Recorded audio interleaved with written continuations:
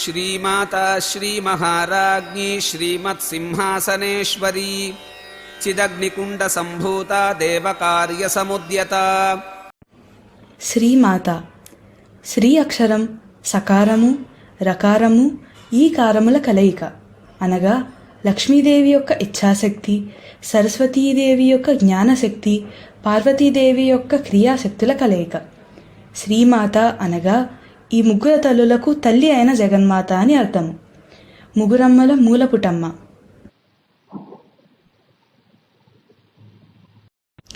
శ్రీ మహారాజ్ఞి శుభకరమైన లేక శ్రేయస్కరమైన గొప్పదైన పరిపాలకురాలు. సకల ప్రాణికోటిని సకల భువనాలను అత్యంత దక్షతతో పరిపాలించే తల్లి.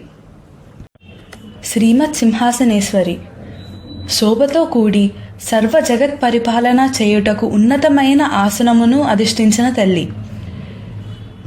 సింహమును అధిష్ఠించి మహిషాసురుణ్ణి వధించినప్పటి నుంచి లలితాదేవికి సింహాసనేశ్వరి, మహిషాగ్ని అని పేర్లు వచ్చాయి.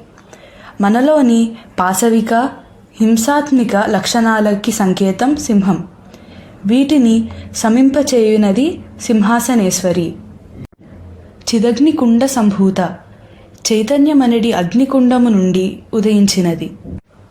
భండు అనే రాక్షసుని సంహారం కోసం దేవతలు హోమగుండం తయారు చేసి దాని యందు వారి శరీర భాగాలను సమర్పించారు.